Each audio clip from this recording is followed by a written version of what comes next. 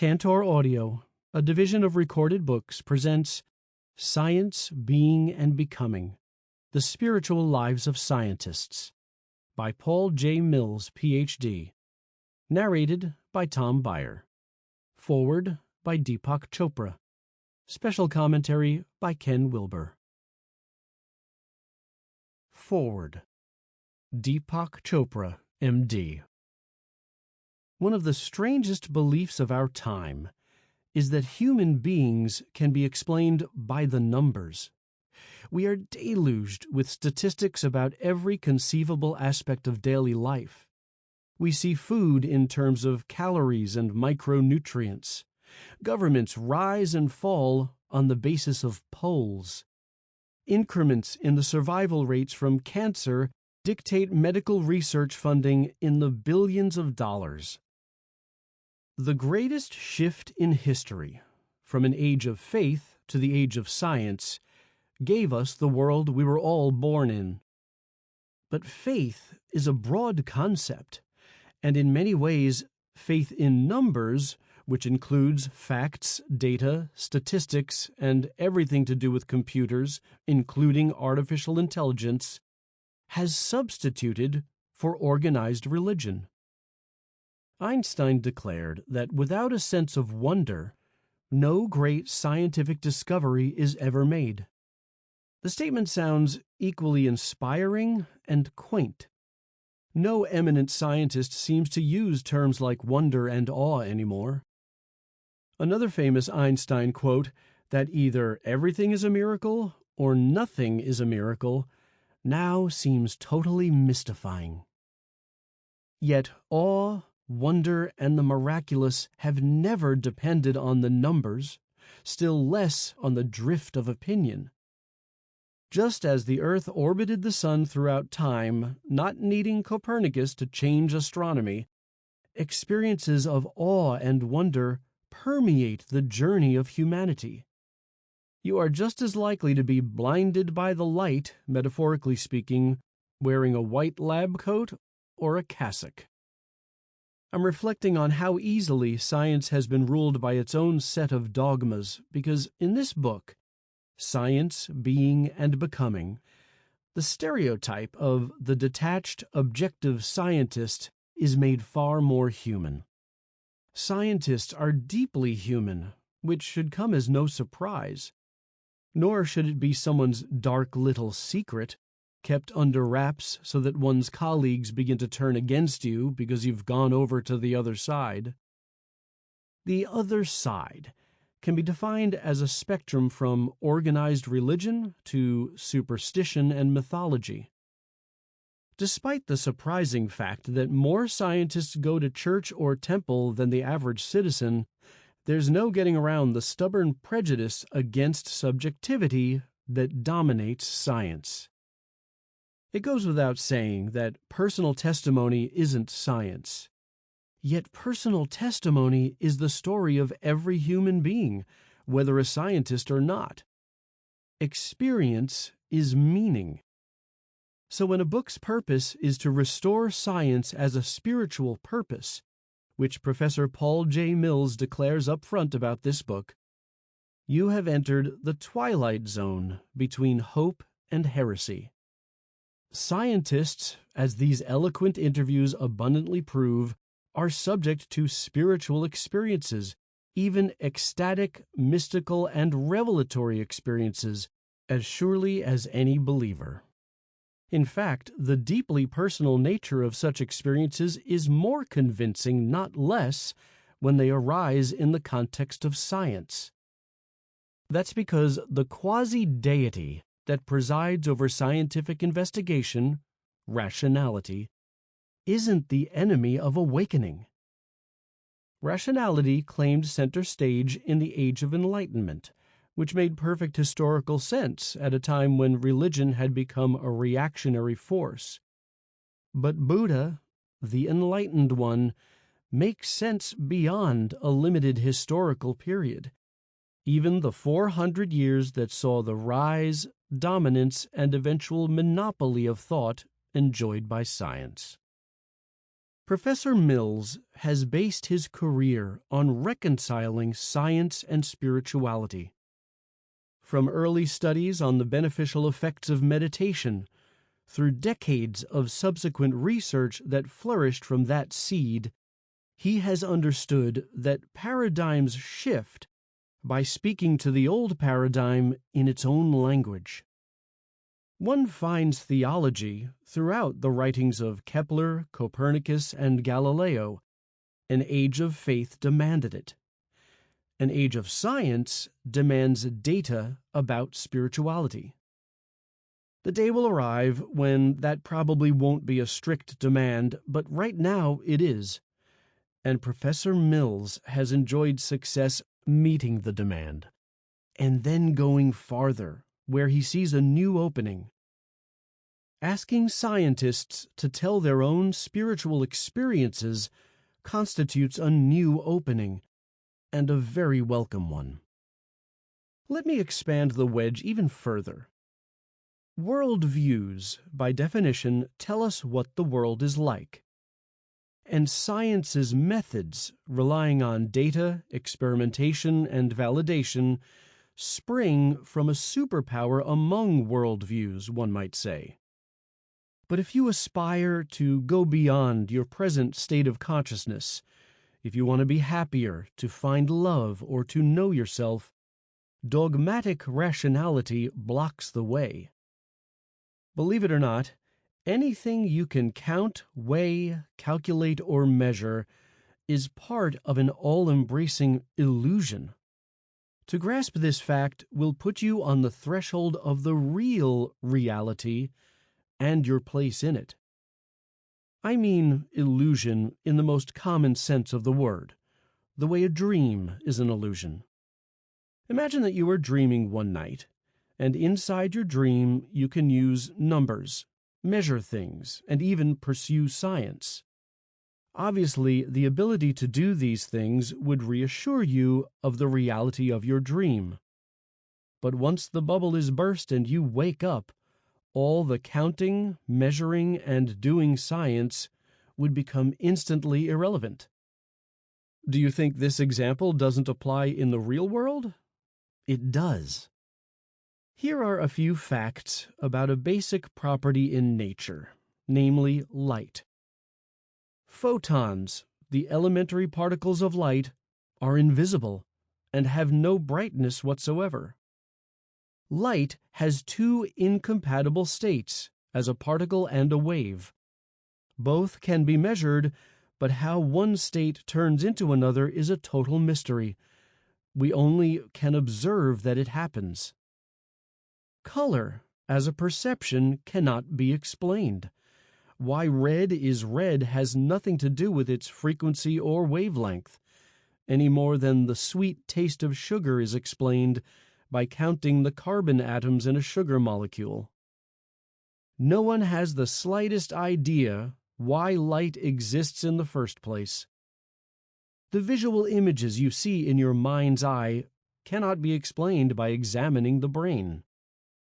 The brain's visual cortex has no pictures in it. Indeed, it is totally dark and devoid of light. If not shocked, I hope you are at least surprised to read these facts. What ties them together is something long avoided by science: consciousness. Your consciousness gives light its brightness and color, creates images in your mind, and experiences the world as a theater of events in time and space. For sticklers who believe I am exaggerating the illusion that science fosters, please see a classic paper on the baffling relationship of mathematics and reality, written by the eminent Princeton physicist Eugene Wigner in 1960, entitled The Unreasonable Effectiveness of Mathematics in the Natural Sciences. Wigner's argument is dense, but he arrives at the conclusion that without an explanation of consciousness, mathematics has a totally mysterious relationship to reality. In his last book, The Grand Design, the late Stephen Hawking likewise questioned whether the current theories in physics and cosmology, which are almost totally mathematics, match reality. In a sense, Professor Mills has been so far ahead of the curve that he has had to wait until his fellow scientists realized the central role played by consciousness.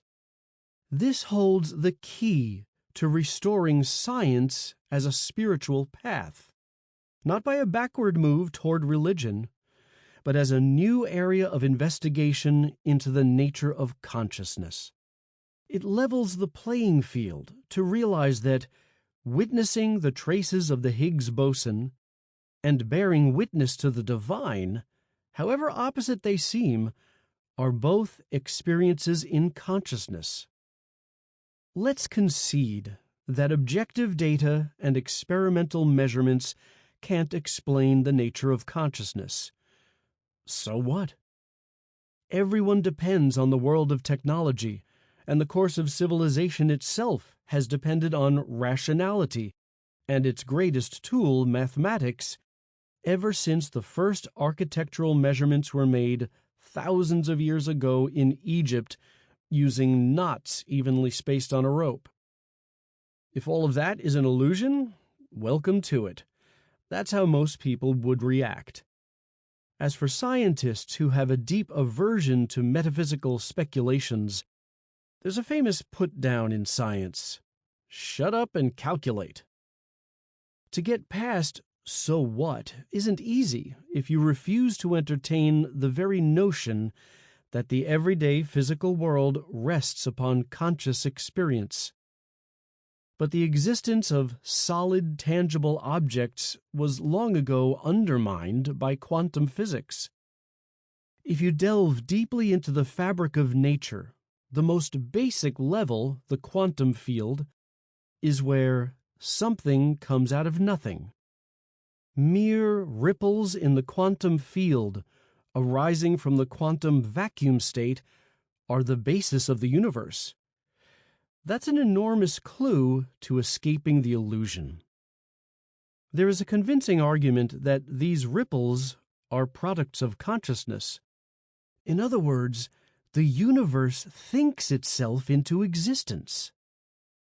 Decades ago, the eminent British physicist Sir James Jeans declared that the universe was beginning to look much more like a great thought than a great machine.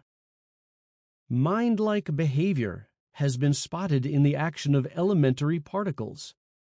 Moreover, if the universe isn't a product of some sort of cosmic consciousness, indeed, if existence isn't the same as consciousness, science is totally unable to explain how consciousness came about. There's no point at which atoms learned to think. Physical explanations for the conscious mind are the ultimate apples and oranges mistake. When nature created something out of nothing, two tracks emerged and separated. One track we call objective, the world out there filled with objects and events, and the other track we call subjective, the world in here of sensations, images, feelings, and thoughts. We are extremely good at balancing the two worlds. A physicist can measure elementary particles and also fall in love. However, to define reality on either track is an illusion. On the objective side, there is chaotic quantum soup constantly boiling away, totally separate from our everyday experience. On the other side is perceptual soup, the chaos of personal experiences that fills the mind. One can also call this qualia soup, using the technical term for the qualities of the five senses, in other words, everything we see, hear, touch, taste, and smell. Both sides, as long as they are separate, falsify reality, which is why it isn't absurd to say that numbers draw us deeper into an illusion. We deceive ourselves by assuming that the world out there comprises reality, while at the same time our inner experiences are solipsistic without a reliable external world. So by simple logic, reality dawns when the subject-object split is healed. Reality is wholeness, and we won't experience it until we are whole. The wisdom found in the following is a healing wisdom. Wholeness is our birthright and our destiny. Science can become a powerful instrument for realizing this destiny, as you are about to discover in the most eye-opening ways. Special commentary. Recognizing and evolving our spiritual and human natures. Ken Wilber. Human beings have at least two quite different but equally important types of spiritual development. One has been understood for millennia and is found in some form in most of the world's great religions and can be referred to as waking up. Recognition of the other is much more recent and not found in the major world religions and can be referred to as growing up. Waking up is marked by a direct experience of an awakening to or realization of what is said to be an ultimate reality, spirit, Godhead, ground of all being, Tao, Brahman, great perfection. An experience known around the world as enlightenment, metamorphosis, satori, moksha, the great liberation, the supreme identity. Although there are certainly differences in the ways that realization is experienced by different cultures, different historical periods, and so on, there are some general resemblances that make them all generically recognizable. There is almost always an expansion of self-identity from an isolated, separate self-sense to a oneness with this ultimate reality, and therefore also a sense of being one with the entire universe. This is often described as an awakening or enlightenment because, by comparison, a person's typical pre-awakening consciousness was felt as being lost in a dream world, a world that is, by comparison, fallen, alienated, and fragmented, marked by inherent suffering, for example, dukkha, or original sin. The realization of this supreme identity is usually said to be the summum bonum, the ultimate good, of humankind. Many of the great traditions have specific systems of meditation, contemplation, deep prayer, yoga, or voyaging that, through a specific set of steps or injunctions, are designed to help move a person from their limited and narrow identity with a separate self-sense, often called the ego, to a deeper and wider self, generally described as one's true self or real self, that is made to be one with spirit or ultimate reality itself. For example, both Vedanta Hinduism and Tibetan Buddhism describe 5 major states of consciousness possessed by all humans. They are the waking state, which is said to be an example of the gross state of consciousness, the dream state, an example of the subtle state, deep dreamless sleep, an example of the very subtle or causal state, then turiya, which is simply the Sanskrit term for fourth, and is given that name simply because it is the 4th major state, after the gross, subtle, and causal, and it indicates a pure, content-free awareness, also called the witness or true self. Finally, Turiyatita, beyond Turiya, which is beyond pure awareness because the witness itself becomes one with, or non-dual with, everything that it witnesses. In other words, a type of ultimate unity consciousness, or non-dual oneness. Similar states to these 5 major states can be found in many of the world's great mystical and spiritual traditions. The first 3 states are said to be relative and the home of the ego. The second 2 states are ultimate and the home of the true self and its non-dual suchness, or ultimate oneness. For these traditions, when a person takes up an effective meditative or contemplative practice, they are usually only fully conscious of the first major state, the waking state, marked by the separate self or ego. As meditation progresses, they will move through each of the 5 major states, not like rungs in a rigid ladder, but as flowing states of increasing expansion, until they have a fully conscious realization of the highest or ultimate state itself, Turiyatita, or non-dual oneness, which is then said to be the enlightened or awakened state. In other words, the major states of consciousness become major stages of development in the overall process of awakening, or a general process that is called simply waking up. Waking up refers to an overall process that is said to result in the ultimate transcendence of the relative conventional self, in a selfless true self and non-dual ground of being. Growing up, on the other hand, refers to the actual development of the relative self itself, the specific stages that it goes through as it grows and develops and evolves in the conventional world. And why is this important, especially for spirituality? One of the most significant features of the growing up process is that no matter what type of immediate awareness or experience a person has, sensory, mental, or spiritual experience, the stage of growing up they are at will be the primary interpreter of that experience.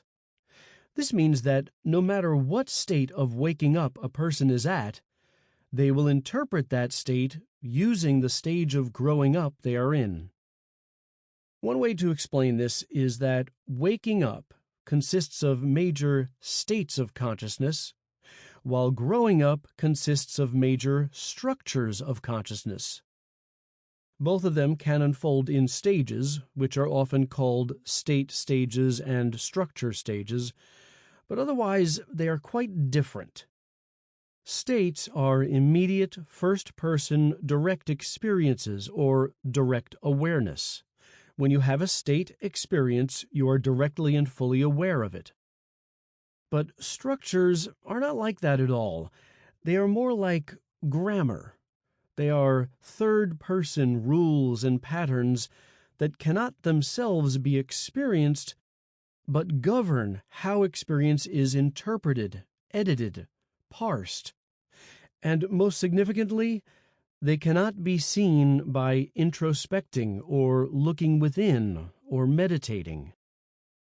Most of the world's great religions were founded by individuals who had experienced some of the higher states, and they began teaching others how to attain or wake up to these enlightened states.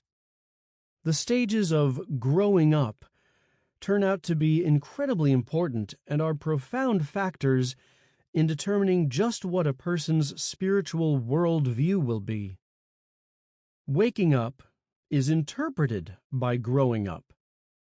A very high spiritual experience, for example, may indeed be thought-free, or involve an awareness that rises above any thought or any mental forms, a purely formless experience of unmanifest reality. But as soon as one comes out of that direct formless experience, one begins to interpret it, to explain it, to try and make sense of it. And in doing that, one definitely makes use of the mind, even if the experience itself was supramental. The person begins to think about it, even if the experience was thoughtless. Humans possess what's referred to as multiple intelligences. However important cognitive intelligence certainly is, there is also emotional intelligence, moral intelligence, aesthetic intelligence, mathematical intelligence, interpersonal intelligence, and so on. And this definitely includes a spiritual intelligence as well. The discovery of this spiritual intelligence is the second major form of spiritual engagement that human beings have. Notice that this specific spiritual intelligence, as one of several multiple intelligences, is not the same as a direct waking up or personal experience of anything claimed to be an ultimate reality. These multiple intelligences are all aspects of relative mental growth and development. They are lines of development in the growing up process. They all consist of structures, not states. What we're talking about here are stages in spiritual growing up, not states of spiritual waking up. In my book, Integral Psychology, I include charts of over 100 different models of the growing up process taken from around the world.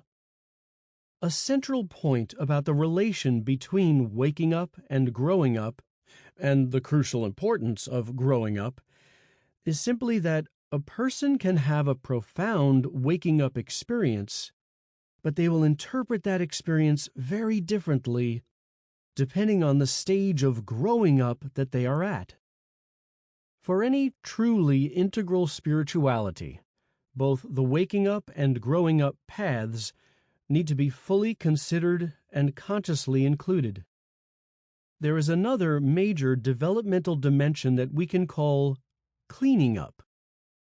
Cleaning up refers to the general processes whose discovery is most often associated with the name of Sigmund Freud, but actually includes an entire panoply of folks such as Genet, Jung, Adler, Rank, Bienswanger, Sullivan, Perls, Kernberg, and others.